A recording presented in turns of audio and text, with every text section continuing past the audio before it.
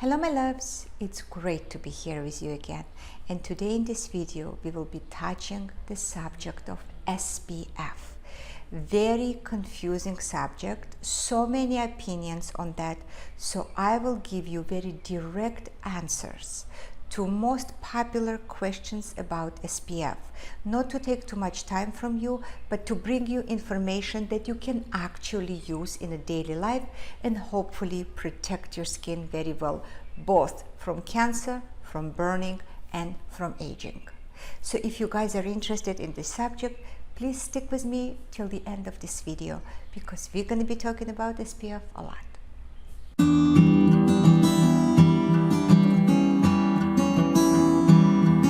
So SPF, what is SPF? Sun Protective Factor. How do we calculate how much each of us individually needs on our faces? We have to approximately know how long it takes us to be on the sun, exposed, are protective, and don't get burned. Then we take that number, for me it's 5 minutes, and we multiply it on a number on a box. So if box will tell you 15, we're going to multiply it on 15. That means that 75 minutes I can go with SPF 15 on the sunlight. If it's 30, it increases, 45 it increases, 15 increases, and so on. However, studies are done that after SPF 30, the increase in protection is very small. Nevertheless, more you protect your face, your chest, your neck, the better. That's why the simplest thing to do is to go for the higher SPF every time you have possibility to do so. Why are we so scared of the sun? Because we are exposed through ultraviolet A and ultraviolet B, UVA and UVB. When you're choosing your sun protection, whether it's your sunblock or sun protective filter, please look for broad spectrum protection. UVB means that the rays go superficially on your skin and they literally burn your skin. So UVB, think burning. UVA, those rays can penetrate deeper inside your skin and they can cause collapse of collagen and elastin, and you get wrinkles. So UVA is protection from aging. Actually, it's not protection. UVA is ultraviolet aging and ultraviolet burning. Think about that in your mind when you look for it. That's why you need protection from all of it. UVB, the burning factor, changes throughout the year. However, UVA stays pretty much the same even in cloudy days. That's why you need to have your SPF even on cloudy days. Even though you're not going to get burned, you're still gonna get aging factor on your skin if your skin is not protected. So UVB burning, UVA aging. Also, sun can unfortunately cause cancer, so it's not only superficial aesthetic look that sun can damage, it also can literally damage your health. So be very careful exposing yourself to the sun. We understood what UVA and UVBs are, we understood why we need sun protection, and now we have to think. And we also understood that we want to go as high as possible because over the time, the amount of SPF diminishes. So if you wore SPF 30 at 12 o'clock, by the time it's 3 o'clock, you probably are wearing SPF 15. It's very important to reapply your SPF during the day. How to reapply it, we're going to talk a little later. Now we're going to talk about the two types of SPF. We have Sunblock and we have Sun Protective Filter. They pretty much are work in the same way. They absorb the heat and the ultraviolet into themselves, and they give it away in terms of heat out. So the sun ray hits the surface on the skin, it absorbs it and gives out as a heat, so it doesn't penetrate your skin. What is the difference between between the physical and chemical SPF? The ingredients. Usually physical SPF has a simpler ingredients and usually zinc oxide, and chemical SPF usually are chemically formulated ingredients. Both of those protections work, and although they say that you can apply sunblock that's a natural, that physical, and go out to the sun right away, and chemical needs 15 minutes, I would say both of them need to have at least 10 to 15 minutes to lie correctly, to spread correctly on your skin before your sun exposure. Is any of them better? Absolutely not. For some skin types, specifically a darker skin, usually SPF that is formulated naturally, physical SPF is an oxide, gives a white, quite an attractive film. And there is no evidence to say this is a healthier SPF. How do we check SPF on the health factors? There's certain ingredients in SPF that I will leave you PDF underneath this video. You will be able to download it absolutely for free from my website that has harmful ingredients in it. So you can take that, you can open it on your phone and you can print it out, and when you're shopping for SPF, all you need to do is to make sure that those ingredients are not present in SPF that you choose for yourself. Most of these ingredients, so the toppest will be the most harmful one, and then it's going to go lower. Lower ingredients, they cause mostly skin irritation. So if you have been using SPF for years and you absolutely love it, and all of a sudden you found that ingredient in your SPF, but you don't have irritation on your skin, it means that SPF is safe for you to use. So for the skin with acne, for the skin of a darker shades, some protective filter is not harmful for you. Make sure it doesn't have harmful ingredients, and please use SPF. Skin that is darker is luckier, 100%, by far luckier than my type of skin, for example, but it's still not 100% sunburn proof, and it's not 100% aging proof. So even though you can protect yourself with a melanin in your skin, you're not 100% safe. Please use some protective filter. What product you will choose for yourself, it's not for me to decide. You're not my client, I don't see you, I don't touch you, I can't recommend you. But the best recommendation is this: product has to feel good on your skin, you should not have allergic reaction, the SPF has to be high up, I would say 30 plus, no matter what skin shade you have, and it should not contain the ingredients that you will be able to see on the PDF on my website. If I will tell you ingredients right now, it's not going to mean anything to you. But if you have it visually in front of you, and as you're shopping for SPF, you can read them, then you can compare and make sure that you are safe. Does SPF clogs the pores? Of course it does. As anything else, a little bit. Everything gonna penetrate your pores. Now, physical SPF, although it casts the white kind of shade on your face, it goes as a shield on your face. Zinc oxide molecule is not very narrow, so it's not gonna penetrate as much into your skin, so it's not gonna clog you as much. However, whatever cloggage you have from your product, you can remove at night. You can use actives. You can use exfoliation. You will clean your skin from the cloggage from that product.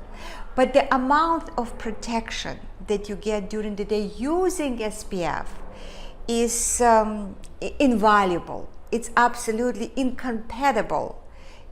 It's so disproportional in its benefits to the cloggage of the pores that's going to give you, that I don't think you have any choice to make. In my opinion, SPF is extremely important. Don't forget cancer, burning, and signs of aging on your skin. I want to emphasize, please use SPF on your neck and on your chest. If you're wearing white t-shirt and you think that sun rays are not going to penetrate, you're wrong. There were studies done when they say that 80% of sun rays penetrate through the thin, especially lighter color fabrics. Jean is the fabric that the SPF can go through, but you cannot wear jean all the time on you. The next question is how often to reapply. Every 2 to 3 hours, just to be on the safe side. How to reapply SPF if you have makeup on? So there are two ways to do it. You can either use SPF powder and just put, and the SPF powder comes in many different shades. So you can choose the shade that is right for you and apply it all over your face.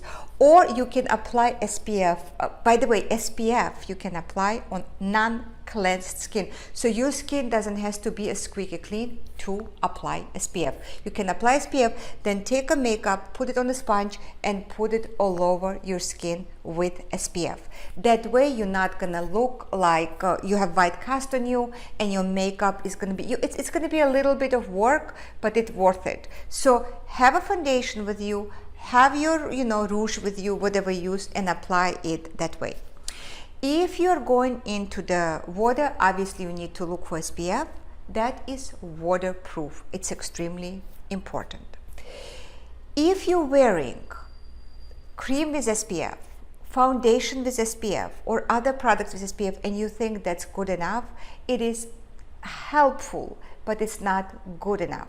SPF goes as a last layer of a skincare, and on top of it you put your products that also contain SPF. It's going to give you extra protection, but do not rely on them as a good form of protecting yourself from the sun.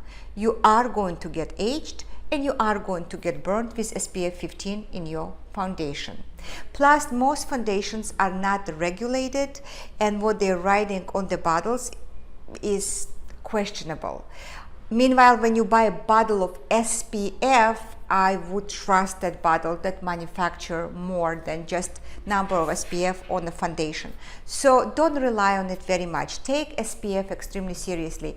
It's the most important step of your skincare, and it's the only shield you have against aging.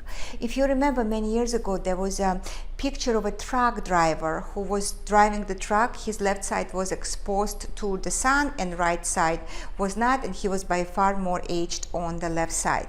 Now, I have never met that truck driver, and I'm sure there is many more truck drivers, and they never came up with a picture. Although he could have a longer seniority in driving, I don't know.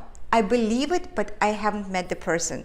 However, I have to tell you the story of my grandmother, who was a regional esthetician in a family, and she was petrified of sun. So she was always working in the sunny days in 1970s, 80s. When I was born, 1973, she was working with umbrella. In the 80s, when I became a little bit, older, young lady, I was so humiliated by the fact that nobody ever had umbrella in a sunny day but my grandmother. I'm from Republic of Georgia. In that time, my people exclusively had an umbrella when it was raining outside. Soviet Union, Georgia is very sunny though. Georgia is like a tropics of Soviet Union, I guess.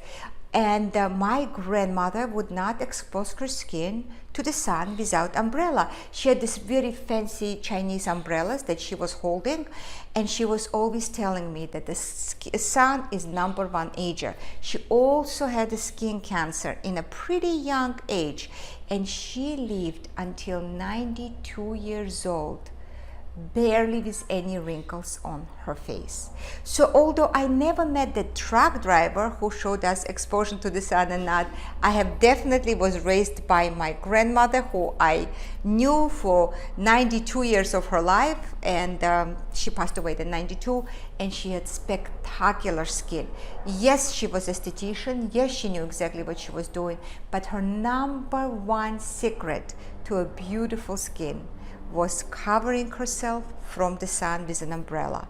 Huge embarrassment to me when I was a little girl, but oh my God, I'm grateful to her now, because it did penetrate my brain and I was very aware of staying away from the sun unprotected. So I hope I made it very simple to you. SPF, absolutely yes. One more question that people are asking, what about your skin needs to breathe? Let it breathe during the night. As long as it's not damaged during the day, you're going to clean yourself well, you're going to put a little actives, you're going to put good hydration. During the night, your skin is going to restore itself. But during the day, protect yourself from photo aging. It is very difficult to reverse it. What else can sun do to you? Melasma, hyperpigmentation. There is so many things. Cancer, premature aging, wrinkles, and burnings. There is a spectrum of things that can go wrong if you don't use SPF. Do not be scared of chemical SPFs. This is an example. Poison ivy is absolutely natural. God forbid if it touches your skin. They're natural ingredients that are either don't do anything to you or they are not good for you. Natural ingredients can also have fragrance, don't forget that. And they're chemicals that were formulated in lab that will not harm your skin.